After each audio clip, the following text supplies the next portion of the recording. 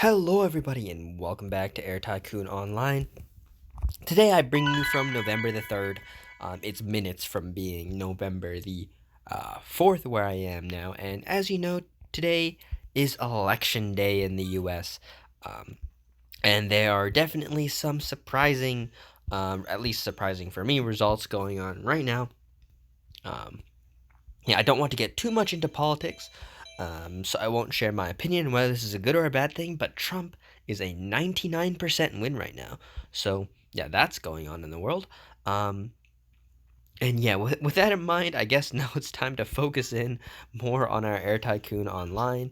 Um, we are expanding, and we are expanding good. The last episode, our profits were hovering around 200,000, but as you can see, thanks to the fuel crisis, and a whole bunch of aircraft which really should be being used, not being used, um, profits have dropped a little bit. So I need to go through my routes and find the better ones and make sure they're being flown on decent aircraft.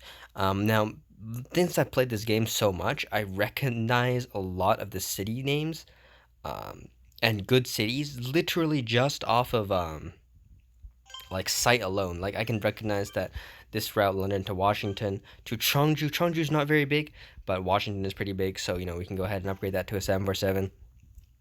I can go through like this. I don't want to say by hand, but that's basically what this is by looking through these routes, even like this, with nothing else. I can kind of tell whether they should be routes being flown with a 747 or a smaller aircraft. And this is kind of how I'm going to keep going. I'm just going to keep going through these aircraft, looking to see, if I think the route is a relatively good, decent route. Gonna go ahead and upgrade it. Now, there's no real science behind this besides me. I'm just going through and taking a look at cities which I remember are slightly bigger and making sure I upgrade those to bigger aircraft. Now, the reason I'm ignoring whether their net routes are competitive or not is simply because my competitor in London is so bad um, that there's literally no like downside to competing with him. Like literally none. It feels even better because he's losing so much money. Um, Take a route like this. He's doing quite well. Actually, is that even my competitor? This might be a different guy. Hold up. My competitor would not be making that much money.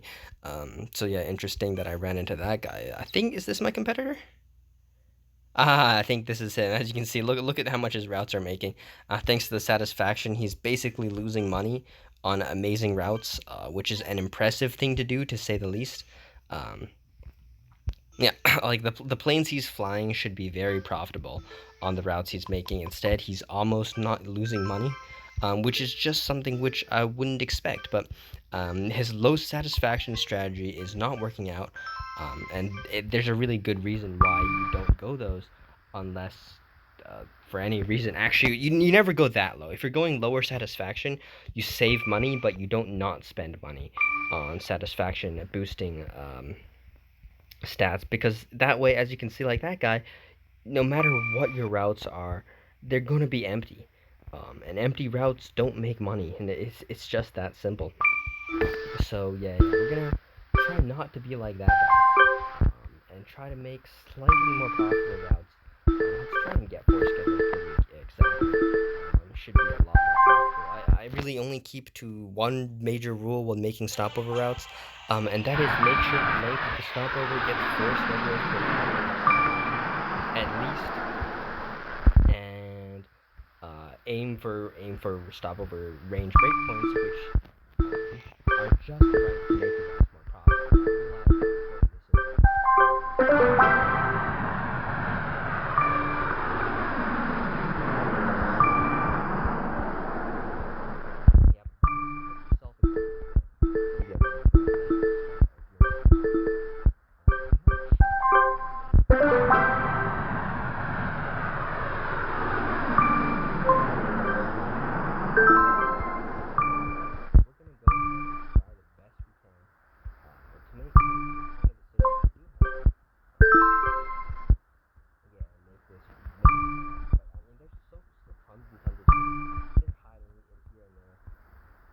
Sometimes they can be a little bit hard to find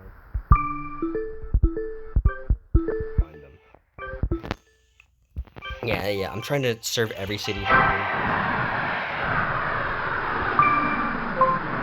there's no competition, and these routes are able to upgrade to slightly larger aircraft. Maybe not the biggest DC-10s or 747s, but they can easily be upgraded to aircraft the size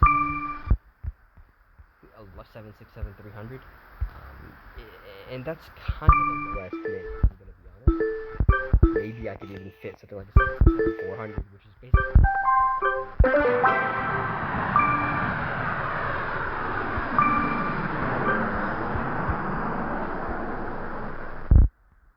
that would just be a guess. But I don't think it would even be as bad of a guess as it might seem. I've routes and airports open up in general. Right now, there's not so many. And yeah, if we take a look at this, in the alliance, Emirates is doing fantastically. So kudos to you, man, because you're doing a lot better than me. Actually, I mean, my profits have been kind of all over the place and in general quite low, like unsatisfied staff, that kind of issue. Where I just didn't notice for like 5 or 6 turns in a row, losing money that way, and like those are silly ways. But I'm still, just in general, not nearly as profitable as some of my subscribers, which is really nice to see that you guys are all doing better. So Emirates, Simon Air, um, and well, all for friends. Yeah, you guys are all doing fantastically. It's good to see you guys climbing the leaderboards.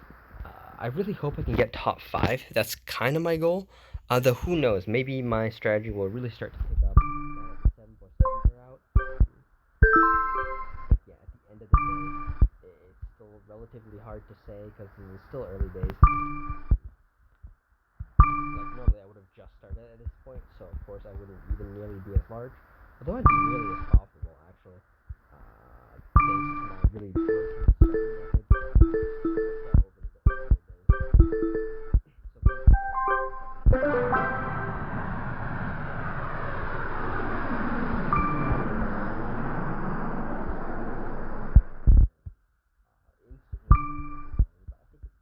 Set up a long airline and just do short haul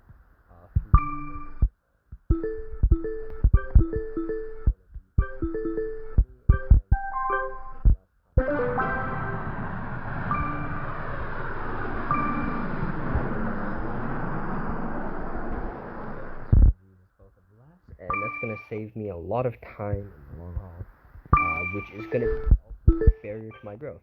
I would of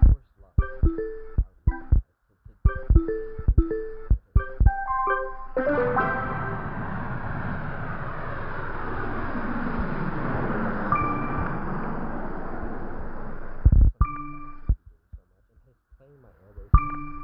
I love my air racing still. I know a lot of you guys don't follow that series because it's a pretty unique game and it's also not a game feeling kind of game. That is, well, that's a lot of competition. It's a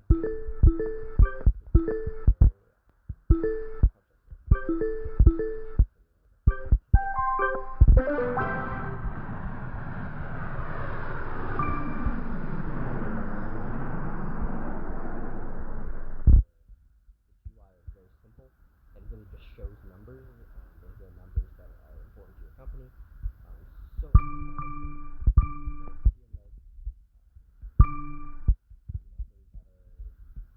it takes like just not really a game even. It doesn't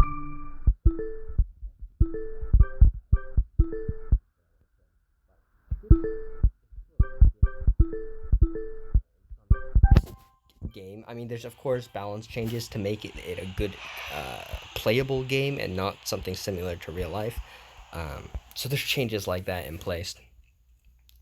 But in general, there's still like a ton of good things about it. Another thing I want to do is check to see if my LAX is almost. Oh, it's not. Even with so much investment, I really need more hubs because when you only have 2 hubs, there's only 2 places you can request slots at in your hub, and that kind of changes how fast you can open new routes. And also, I need to really start investing in a 5th hub. Frankfurt, it is, guys. I've decided. I don't even have slots there, so I'm gonna start requesting some slots there. Yeah, as you can see, the eternal struggle while doing anything airway sim always becomes your slot requests. You can request planes every time you got some time, here and there, and you'll really quickly accumulate tons of planes. You 10 at a time, and you log in every couple hours. You remember to log in. You log in, you get your planes, you get out. Slots, it's not quite the same because there's so many different cities you need them at, and you use them so quickly. And because usually, right, you come on, you do a slot request, you do a plane request, you log out. Um, the plane request, you need 2 slot requests to get enough slots to fly those 10 planes. So then you end up having to sit around waiting for slot requests to finish before you can do anything. And I'm not a fan of that. I really wish they kind of just made the slot requests twice as big but take twice as long later on. That would be one way to do it. Uh, yeah, that would be really nice. Just like a 50 slot request. Oh my god, how much I would give to have a 50 slot request. These used to be 20, by the way. The game was completely unplayable with 20 slot requests. But yeah, with that in mind, I'll be back once I got some more slots. Alright, that excursion went a little bit longer than I thought, and in fact, I did not, did not order very many slots, and B, did not, like, so much time passed that a tick has now passed, and that is not good, because when a tick passes, my prices are all wrong, and you have to go fix them. So we'll go take a look at how we can fix the prices in a bit, but right now, I'm just going to try and pick off the last kind of cities in North America where I have not made a route to London yet. And I should also be focusing on New York slots, but for some reason I'm not. Even though there's no reason not to.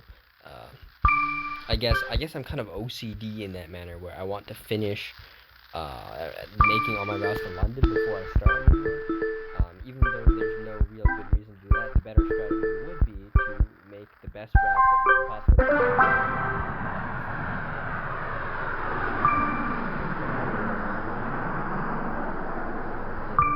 Doing that right now, and I'm just opening my route really anyway.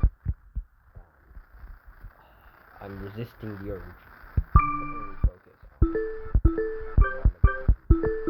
so yeah, with that in mind, the New York stop was not the best.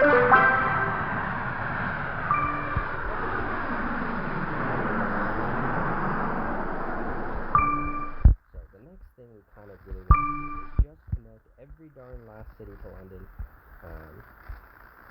that is available, period. And there's tons of little cities left that I have just or not seen yet until now. So I'm going to go ahead and make sure to get all of these out there as soon as possible.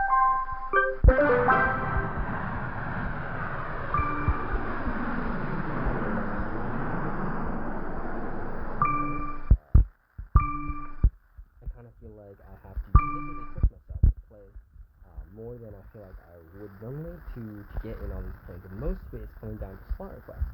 Now, one nice thing, right, is after this first round of slot requests, we're going to have slots in every city in the whole world, basically, or very close to. And very rarely are we going to need to request slots in new cities where we don't already have slots.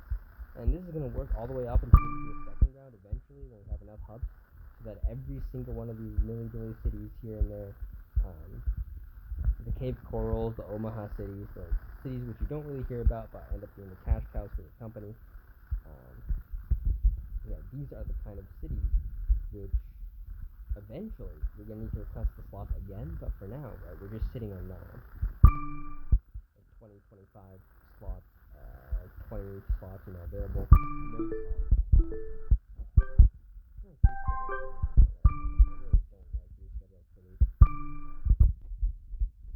Let's see if I can avoid that whatsoever. Maybe with yeah, another thing which is kind of bothering me about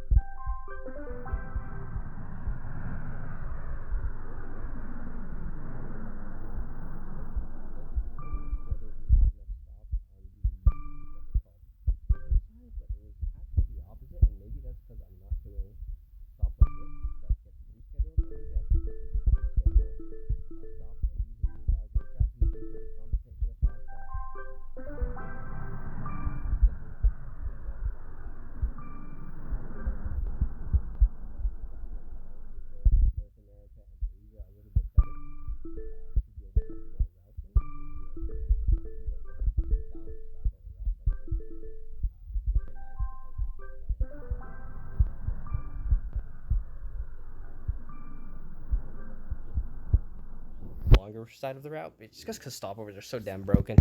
Um, you already know how it is. Anyways, do you see anything I'm missing here? Like, I see like Midland, like just the occasional one little city, which we don't have. And of course, we could be with our bad competitor there. And yeah, like it's really starting to look quite thorough. Yeah, there's still missing cities here and there, but we're gonna get to them eventually. Like if you see them, I will eventually find them. Like some of these airports weren't here before, so yeah, I can go ahead and make sure that I start to order slots in all the airports that are starting to open all over the world.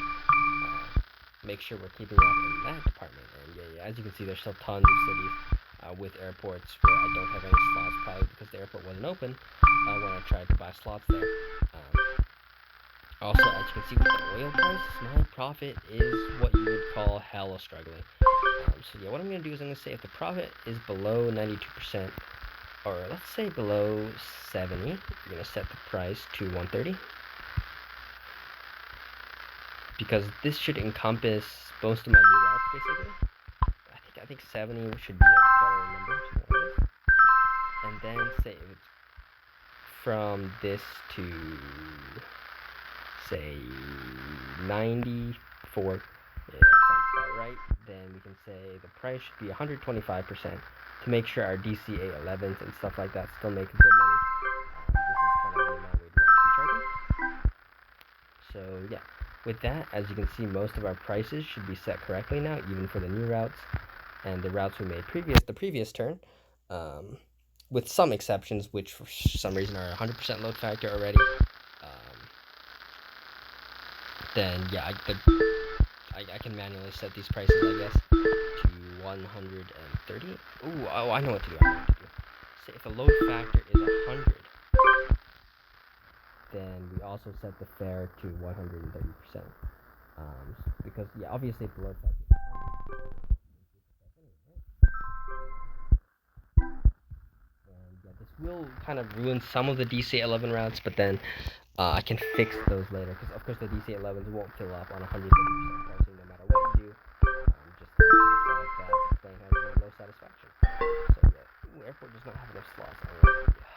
Captures 25 slots in JFK there. As you know, I prize first airport slots. Don't know why. Kind of irrational thing, because it's obviously there's no difference in the slots between the first airport and the second airport. I just like the one in the first airport. Cannot tell you why, but that's just an irrational bias I have. Irrational biases are always strong. Anyways, yeah, I'm gonna. Where else do I need slots? London. I need slots in London.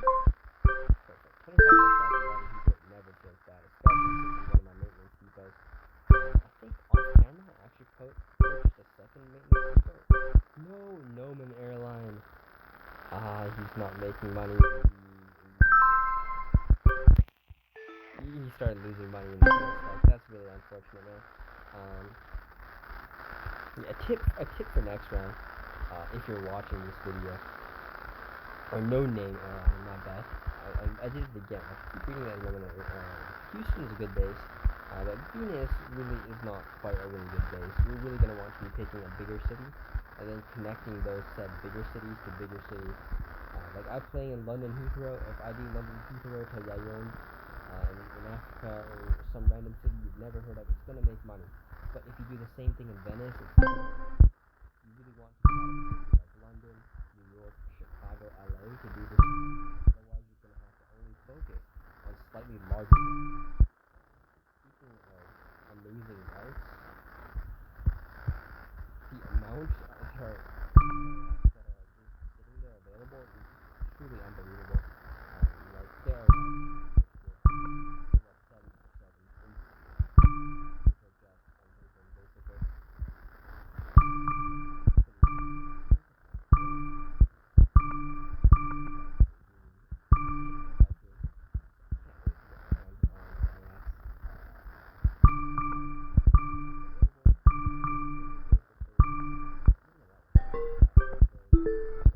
laser competition for one of the most popular routes and not a single 747, so that's free lunch too. So yeah, LAX is going to be a free lunch kind of airport for me. I can't wait to get my hands on it. Also, DC-1030. It's finally out, and I think I want to buy a few of these. Now, the reason being is the DC-1030